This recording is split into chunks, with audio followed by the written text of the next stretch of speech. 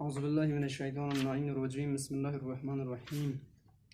अस्सलाम वालेकुम अज़ीज़ बच्चों, आपके लिए ये क्लास 6 का लॉन्ग आंसर जो डिटेल में आंसर्स हैं उसका आंसर्स लिख के लाया हूँ। तो आप देखें इसमें से शॉर्ट आंसर वाला जो ऑनलाइन क्लास में था, बीच में जो बी पार्ट है वो दे दिया था।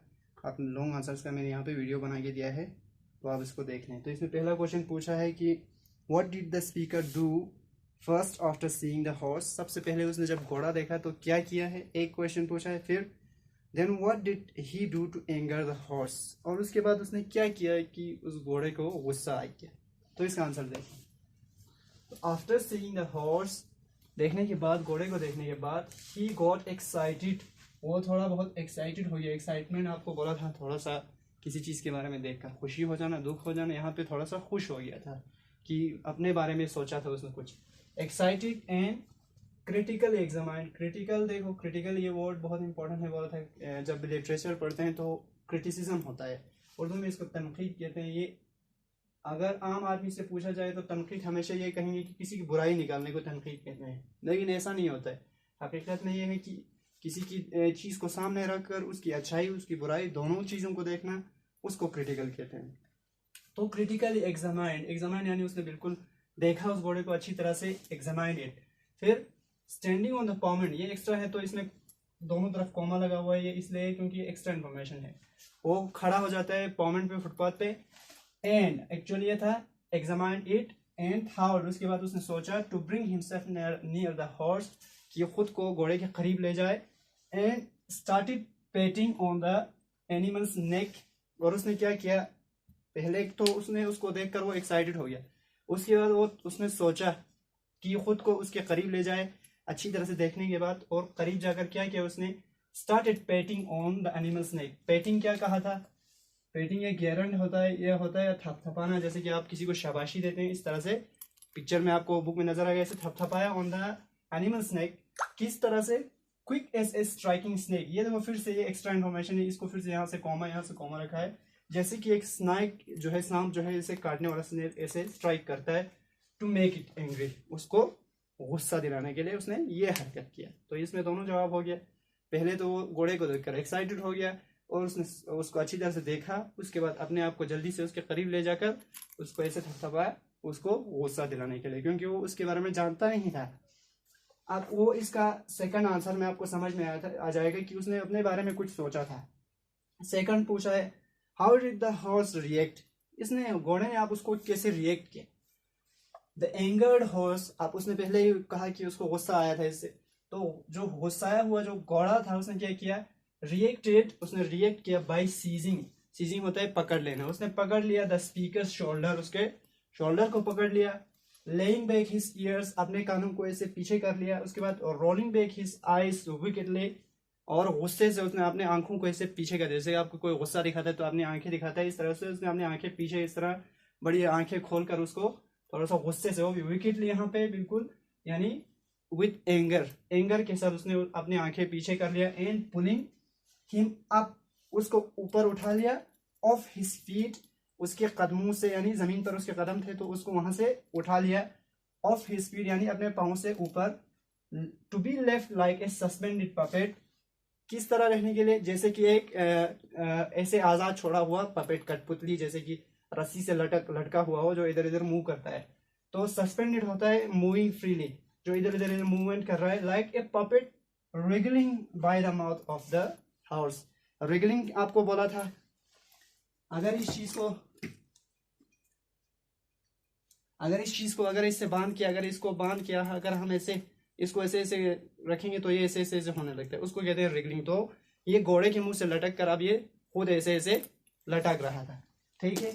तो ये हो गया, घोड़े ने इस तरह से उसको रिएक्ट किया जब उसने पेटिंग किया। आप देखिए second, third question, how did the crowds reaction change when the Coleman arrived, जब कॉलमैन पहुंचा तब इस क्राउड का रिएक्शन भी बदल गया था। कैसे बदला, व्हाई डिड इट चेंज, और ये क्यों बदल गया। तो इसका आंसर देखो, the crowds reaction of being amused. Being amused यानी एक आदमी आप घोड़े के मुंह से लटक रहा है तो कुछ लोग वहां पे बहुत उनको अजीब लग रहा है, बहुत मजा आ रहा है उसको देखकर। तो amused to see a man hanging, एक आदमी लटका हुआ है by the mouth of a horse, एक घोड़े के मुंह से लटक कर आए ऐसे, चेंज इट, उनका रिएक्शन बदल गया, of a horse change it, ठीक है, इन लोगों का जो अम्यूजमेंट का जो रिएक्शन था वो बदल गया, बिकॉज क्यों, the Coleman shouted at them, उनके ऊपर चीखा, उसने उधर से गुस्सा दिखाया, shouted at them and the speaker, उन पे और उस स्पीकर पे जो लटका हुआ है बंदा उस पे उसने थोड़ा सा गुस्सा दिखाया, वो उन पे चीखा, ही स्केयर्ड देम, उस कॉलमैन ने उनको डराया, name of being cowed by the police if they did not stop playing with his horse, अगर उन्होंने उसके घोड़े के साथ छेड़छाड़ करना बंद नहीं किया तो उसने कहा कि मैं पुलिस को बुलाऊंगा और वो तुम्हें पकड़ के ले जाएगा कहा। तो इस तरह से उनका रिएक्शन जो है बदल गया, सब परेशान हो गए और उस यहाँ से स्पीकर भाग गया था। आखिर में देखो what happens after the horse let go of the speaker, आखिर में जब स्पीकर को घोड़े ने छोड़ दिया, when the Coleman poked in his belly of the animal, जब उसने ऐसे पोक किया था यानी चुभोना, जिसमें ऐसे घोड़े के पेट में उसने ऐसे अपने हाथ को चुपा और छोड़ दिया था, तब क्या हुआ, उसके बाद क्या हुआ था, after the horse letting go of the speaker, जब घोड़े ने उसको छोड़ दिया, जाने दिया, he stayed in the gutter for a while, वो थोड़ी देर गटर में बैठा, यानी जो साइड से नाला बना हुआ है सड़क के किनारे से, so that he could breathe easily because he was half choked, अब उसके गले से ऐसे पकड़ लिया था, इसे जो खींच लिया था तो उसका गला जो है बिल्कुल बंद हो गया था, चौकट यानी बिल्कुल दम घुटना, उसका दम घुट रहा था, इसलिए वो थोड़ी देर वहां पे आराम बैठा ताकि वो आसानी से, so that he could breathe easily, आसानी से वो सांस ले सके, इसलिए थोड़ी देर वो वहां पे बैठा। उसके बाद बोला the coalman then threatened to bring the police, और उसने फिर से वही क्या किया था, डराया था कि अब मैं पुलिस को बुलाऊंगा, and the speaker quickly made his way through the crowd, और उसने जल्दी से क्राउड को इधर उधर करते हुए उनके बीच में से अपना रास्ता बनाया था, and heard his last friend cry, और उसने जब वो जल्दी से कॉर्नर से मुड़ के जा रहा था तो उसके आखिरी जो फ्रेंड जिसमें कमजोर वीक क्राई, आखिरी आवाज जो बहुत कमजोर आवाज उस तक पहुंची, that he should not have meddled with things, उसको उन चीजों उस चीज के साथ नहीं खेलना चाहिए था, ही न्यू नथिंग अबाउट, जिसके बारे में वो कुछ नहीं जानता था। तो ये हो गया इसका आपको फोर्थ आंसर हो गया, ठीक है। तो ये आंसर क्वेश्चन आंसर वाला यहाँ पे ख़त्म हो जाता है। आपको एक यहाँ पे ग्रामर वाला आपको पढ़ाया था, क्या कहते हैं इसमें फिनिट नॉन फिनिट वर्ब वाला सारा आपको दिया था, ऑनलाइन वाले में भी सिखाया था, यहाँ पे भी सिखाया था। अब यहाँ पे एक एक्सरसाइज दिया हुआ है जहाँ पे आपको पहले तो यहाँ पे ये आइडेंटिफाई करने के लिए बोला था कि दो कॉलम दिया हुआ है जिसमें आपको पूछा गया कि फिनिट वर्ब्स को अलग करो, नॉन फिनिट्स को अलग करो। तो उसमें कहा था जो वर्ब अपनी शक्ल आज देखे, आज सिर्फ एक सेंटेंस में बोल के सारा खत्म हो जाएगा, नहीं तो आपको समझाने के लिए पूरा बोर्ड भर के लिखना पड़ा। आप अगर आपने पढ़ा होगा तो आपको सिर्फ नंबर पर्सन होना चाहिए, first person, second person, third person, और वो क्या है वेदर इट इज सिंगुलर या प्लूरल ये पता होना चाहिए, और वो जो है वो टेंस के साथ उसका शक्ल बदलता है या नहीं बदलता है ये पता होना चाहिए। तो अगर बदलता है तो फिनिट वर्ब है, और अगर जो नहीं बदलता है, कौन सा नहीं बदलता है, आपको पहले वीडियोस में बताया था कि third form of the verb और जो fourth form of the verb होता है उसी को फिनिट वर्ब भी कहते हैं, क्योंकि वो दोनों अपने शक्ल बिल्कुल नहीं बदलेगा, be it in the present tense, past tense, whether you use it with singular, plural, first person, second person, third person, it doesn't matter, बिल्कुल कोई फर्क नहीं पड़ता है कहा। तब यहाँ पे आप दूसरा है, नाउ रीड दिस सेंटेंसेस, दूसरा एक्सरसाइज में आई heard him shout at me, मैंने सुना कि वो मुझ पर चीख रहा है, ये सेंटेंस दिया हुआ है। दूसरा लिखा है I hated to leave him, मुझे पसंद नहीं था कि मैं उसको छोड़ के जाऊं। अब ये दोनों वर्ड जो है हाईलाइट किया हुआ है, शाउट मोटा करके लिखा है और टू लीव भी मोटा करके लिखा है। These are both examples of infinitives. अब ये भी इन्फिनिटिव्स के एग्जाम है, ये तो मैंने आपको ओबीएस फॉर्म में बताया था कि टू लगाकर बनाते हैं, लेकिन कभी कभार टू के बगैर भी होता है, उसको बेर इन्फिनिटिव कहते हैं। तो these are both examples of infinitive forms of the verb, infinitive form of the verb है। इन्फिनिटिव्स आर क्या होते हैं, इन्फिनिटिव्स होते हैं a type of non finite verbs. देखो आपको पहले बोला था एग्जिस्टेंस, स्टेट, कंडीशन बता रहे हैं, तो इन्फिनिटिव्स आर इन्फिनिटिव्स हैं, ठीक है। सेंटेंस फर्स्ट में क्या है, is an example of a bare infinitive. Bare infinitive यानी that is without to.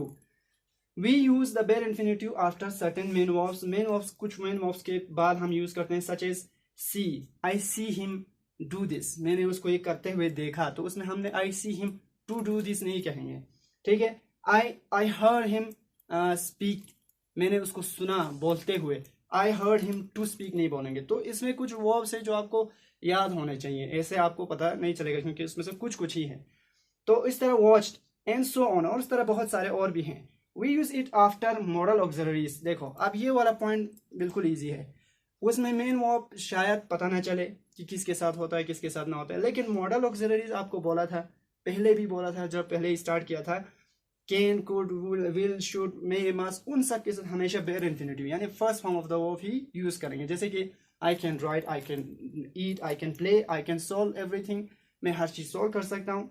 I can speak, I can listen, मैं सुन सकता हूँ। सबके साथ यानी बाकियों के साथ भी जैसे मॉडल वर्ब जैसे भी यूज के, मतलब आपको you should respect your teacher, इस तरह से you should respect your parents, तो हमेशा रिस्पेक्ट वगैरह जो है हमेशा फर्स्ट फॉर्म यूज हो, ठीक है। और देखो अब ये बेयर इन्फिनिटिव का हो गया, कुछ वर्ब्स के साथ होता है और मॉडल ऑक्सिलरीज के साथ होता है। सेकंड देखो, सेकंड सेंटेंस में क्या है, example sentence two is an example of the to infinitive. अब टू के साथ इन्फिनिटिव है, we use the to infinitive after main verbs, कुछ मेन वर्ब्स के साथ यूज करते हैं। एस अबव जैसे कि ऊपर था, we also sometimes add an object, उसके पीछे एक ऑब्जेक्ट भी ऐड कर सकते हैं, या adverbial after the to infinitive.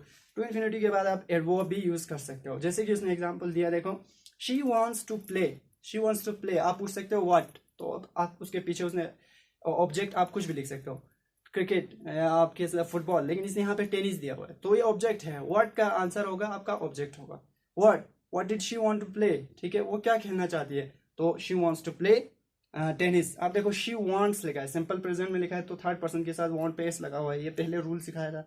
अब आपकी पहले जिस तरह बोला था कि चश्मा लगाना, अगर आपको वो जो चश्मा लगा के रखेंगे जो पहले दिन बोला था कि ये वर्ब होता है first person, second person, third person, और ये वर्ब की शक्लें हैं हेल्पिंग वर्ब, ऑक्सिलरी वर्ब और मॉडल वर्ब्स, और first form, second form, third form, infinitive वगैरह, अगर आपको ये सब पता होगा तो आप कुछ भी पता कर सकते हैं, ठीक है। सेकंड पूछा है she wants to play tennis but where, यहाँ पे आप पूछोगे वेयर, इन द टूर्नामेंट का है तो वेयर का जवाब होता है, देखो एडवर्ब ऑफ प्लेस है, एडवर्ब आप तरह तरह के होते हैं, कई सारे एडवर्ब्स हैं, एडवर्ब्स ऑफ मैनर होते हैं, एडवर्ब्स ऑफ प्लेस होते हैं, एडवर्ब्स की अब डिग्रीज भी होती है। चलो यहाँ पे सिर्फ आपको बोला है उसने कि where does she want to play, आप देखो where does she want to play झारगोस, क्योंकि क्वेश्चन करेंगे तो उसको डज लगाएंगे, तो she wants to play in the tournament, आप आगे उसको बढ़ा सकते हो, ऑर्गेनाइज्ड बाय द यूथ फलान फिस्तान, ऑर्गेनाइज्ड बाय द स्कूल, आप इसको आगे पीछे कर सकते हैं। तो इसमें दिया हुआ एक्सरसाइज में आपको दिया है underline the main verbs and circle the infinitives in these sentences. अब ये कैसे करेंगे, बंदा कैसे करेगा, अब इसने इसको अगर पढ़ा, उसके पास पीछे दिमाग जो पीछे चश्मा लगाने के लिए बोला वो है, तो ये सारा कर सकता है। देखो इसमें क्या कहा, पहले उसने Rohan may visit us later this month, देखो मे, अब ये मेन वर्ब है जिसको उसने अंडरलाइन किया है, विजिट इन्फिनिटिव है, इन्फिनिटिव बेयर इन्फिनिटिव, मॉडल के साथ first form of the verb है तो वो बेयर इन्फिनिटिव, अभी बोला आपको, ठीक है। तो मेन वर्ब को अंडरलाइन किया है और जो आपके पास इन्फिनिटिव है उसको सर्कल किया हुआ है, ठीक। एक देखो नेक्स्ट, देखो let her go to the concert, अब देखो लेट वर्ब होता है, ये हमेशा सेकंड पर्सन को ऑर्डर देने के लिए यूज किया जाता है, जैसे कि आपको मैथ्स में भी बोलते हैं लेट अस सपोज, चलो हम सपोज कर लेते हैं, तो अपने आप से कहते हैं हम खुद से भी कि हम सपोज कर लेते हैं, तो ये वर्ब है, कर लेते हैं, करने को किसी काम की करने के लिए यूज करते हैं, तो लेट यहाँ पे मेन वर्ब है लेट, ठीक है। हर गो, अब उसको जाने दो, तो गो यहाँ पे बेयर इन्फिनिटिव यूज किया उसने, let her go to the concert, उसको जाने दो कंसर्ट में, तो लेट को अंडरलाइन करना है, गो को इन्फिनिटिव सर्कल करना है, ठीक है। The heat is making everyone feel sick, देखो अब यहाँ पे द हीट इज है और मेकिंग तो वैसे भी बहुत सादा है क्योंकि ये इन्फिनिटिव है, बदलता ही नहीं है, वॉस मेकिंग हो सकता है, ठीक है, इस मेकिंग है तो वॉस मेकिंग भी हो सकता है, तो छाने इस जो है आपका मेन वर्ब है उसको अंडरलाइन करना है, मेकिंग को आपने सर्कल करना है। एवरीवन फील सिक, हर किसी को क्या महसूस कर रहा था, फील सिक, अब देखो ये फील फिर से इन्फिनिटिव है क्योंकि बेयर इन्फिनिटिव है, इसके साथ टू तो नहीं लगा हुआ है, मेकिंग एवरीवन फील सिक, हर किसी को ये महसूस करा रहा था कि वो बीमार हो रहा है गर्मी की वजह से, ठीक है। नेक्स्ट देखो she helped him to clean the house, ये तो बिल्कुल सादा है, हेल्प इट यानी ये जो मेन वर्ब है ये अंडरलाइन करना है, ये पास में लिखा हुआ है, टू क्लीन ये तो बहुत सादा है, ज्यादा सादा नजर आने वाला है। अच्छा what would you prefer to eat, आप देखो व्हाट वुड यू प्रेफर, अब यहाँ पे वुड मेन वर्ब है क्योंकि वुड का पास ये विल का पास है, और प्रेफर जो है आपका बेयर इन्फिनिटिव उसके पीछे यूज किया है, और दूसरा इन्फिनिटिव भी यूज किया उसने टू ईट, अब टू ईट तो आपको सीधे पता है कि ये इन्फिनिटिव है। अब आई कुड रन, लास्ट में लिखा है आई कुड रन, कुड देखो केन होता है, केन का पास कुड हो जाता है, तो रन यहाँ पे बेयर इन्फिनिटी है, इसको आपने सर्कल कर देना है, ठीक है। और आखिरी जो यहाँ पे वोकेबलरी दिया हुआ है, वोकेबलरी में आपको इंटोनियम्स निकालने के लिए बोला है, अपोजिट यानी अपोजिट्स निकालने के लिए बोला है, ये आप अपने से करोगे। इसमें क्या लिखा है, कंप्लीट तो इनकम्प्लीट, ऑब्वियस तो आप उसका निकालोगे, एक्सपर्ट, बोर्ड, आप डिक्शनरी यूज करके इसको देख लेना, ठीक है। आता है तो ठीक है, नहीं तो फिर कभी देखेंगे, ठीक। Complete this sentences. इसके बाद ये लास्ट आखिरी आपको एक्सरसाइज है, इसमें क्या दिया हुआ है, आपको एक्सरसाइज दिया हुआ है जिसमें हम अलग अलग तरीके यूज करते हैं कि कैसे रिएक्ट करते हैं, कैसे स्पीकिंग करते हैं। देखो इसमें कुछ वर्ड्स दिया हुआ है, तो सबसे पहले देखो इसको मैं एक्सरसाइज पे ही आ जाता हूँ, वहां से पता चल जाएगा। Where is Milly asked Leena, Leena ने पूछा कि मिली कहाँ है। She is still in the school replied her mother, तो ये बोलने का तरीका, उसकी माँ ने रिप्लाई किया, जैसे कि यहाँ पे कहीं पे यूज किया था द स्पीकर रिएक्टेड, कुछ ऐसा कहा था, तो उसने कैसे रिएक्ट किया, रिएक्टेड बाय इस तरह से, उस तरह से। तो इस चीज के लिए अलग अलग तरीके होते हैं जो आपको सिखाया जाता है कि इसमें ऊपर वाले वर्ड सेंटेंस में the word decided and here describe different ways of speaking, मुख्तलिफ तरीके स्पीकिंग के ये बताते हैं। तो यहाँ पे नेक्स्ट देखो, can you get me some water please, the customer requested the waiter, कैसे कहा उसने, थोड़ा सा इल्तिजा किया, रिक्वेस्ट किया, उसमें सीधे जवाब दे दिया। इसमें और एक है व्हाट ए ब्यूटीफुल प्लेस, क्या खूबसूरत जगह है। आप एक्सक्लेम इट द चिल्ड्रन, कैसे एक्सप्रेस कर रहे हैं, वो थोड़ा एक्साइटमेंट के साथ, एक्सक्लेमेटरी सेंटेंस इसमें होता है। उसके बाद है चौथा है you must come for the dinner tomorrow, my friend insisted, अब मेरे दोस्त ने थोड़ा जोर दिया उसको, देखो बोलने का तरीका हो गया ये भी। तो come here at once, my mother ordered me, अब देखो यहाँ पे आ जाओ एक बार में, इधर आओ एक बार, कहा इसे माँ ने, तो मेरी माँ ने ऑर्डर किया मुझे, ये तरीका था। I did not break the plate father, मैंने वो प्लेट नहीं तोड़ा, फादर कहा, ठीक है। I protested when he looked at me angrily, जब गुस्से से मेरे फादर ने मुझे तब देखा कि तुमने इस प्लेट को क्यों तोड़ा, तो मैंने वैसे प्रोटेस्ट करते हुए मैंने एहतिजाज करना, मैंने तो नहीं तोड़ा था। तो ये इस तरह से इसका तरीका हो गया। तो ये आपका यहाँ पे एक्सरसाइज वाला ख़त्म हो जाता है। यहाँ पे एक ये लास्ट में ईमेल वाला है, यहाँ पे आपको स्पीकिंग में इंटरव्यू लेने का तरीका बताया गया है। इंशाल्लाह अगर टाइम हो तो इसको भी हम देख लेंगे क्या होता है। यहाँ पे एक लास्ट में स्पेलिंग है, स्पेलिंग में आपको स्पेलिंग वाला बहुत ईजी है, इसमें आपको प्रीफिक्स यूज करने के लिए, सफिक्स यूज करने के लिए बोला है, O R Y, A R Y और ई आर वाई। तो यहाँ पे ऐसे ही बोल रहा हूँ। एडवाइजरी इसने खुद बताया हुआ है। बगलरी होता है, बगलरी घर में घुसकर चोरी करना, ठीक है। सेंचुरी, सेंचुरी यानी protected place where animals are kept, ठीक है, बाय द गवर्नमेंट, यहाँ इसको सेंचुरी बोलते हैं। एनिवर्सरी हो गया, सालगिरह किसी चीज़ का। ब्राइबरी होता है when you give someone money to get your work done, इसको कहते हैं रिश्वत देना। ऑडिटरी, ऑडिटरी होता है लिसनिंग वाला भी होता है, ऑडिट करना बैंकिंग सेक्टर में भी होता है, यहाँ पे लिसनिंग वाला रखें आप। कॉम्प्लीमेंट्री हो गया, कॉम्प्लीमेंट्री यानी देखो कॉम्प्लीमेंट दो तरह के होते हैं, ये होता है जब when you applause, when you praise someone, उसको कहते हैं कॉम्प्लीमेंट्री, आई के साथ होगा। ई के साथ कॉम्प्लीमेंट होता है when something is added to make the meaning of some other thing clear, किसी दूसरे चीज़ की मीनिंग को क्लियर करने के लिए। जैसे कि आपको अभी ऑब्जेक्ट बोला था, एक जगह पे किसी चीज़ के पीछे ऑब्जेक्ट होता है सेंटेंस में, कहीं कॉम्प्लीमेंट होता है। कॉम्प्लीमेंट क्या होता है, जैसे कि आई एम ए टीचर, देना यहाँ पे ऑब्जेक्ट नहीं है, क्योंकि आई एम मैं हूँ, क्या हूँ, वो बता रहा है कि a teacher, you are student देना तब कॉम्प्लीमेंट है, ना कि ऑब्जेक्ट, ठीक है। आई हैव ए पेन देना तब मेरे पास एक ऑब्जेक्ट है, I have a pen. What do I have देना, आई हैव ए पेन देना, ऑब्जेक्ट कोई चीज़ होगा या कोई पर्सन होगा ऑब्जेक्ट में, और कॉम्प्लीमेंट्री। उसके बाद आखिरी लास्ट है टेम्पररी। टेम्पररी होता है आर्जी, something that is transient, that last no longer for a longer period of time, लंबे टाइम के लिए जो नहीं बचता उसको टेम्पररी कहते हैं। तो यहाँ पे आपका पूरा ये एक्सरसाइज खत्म हो जाता है। Thank you. नेक्स्ट क्लास में हम देखेंगे कि हम क्या करें।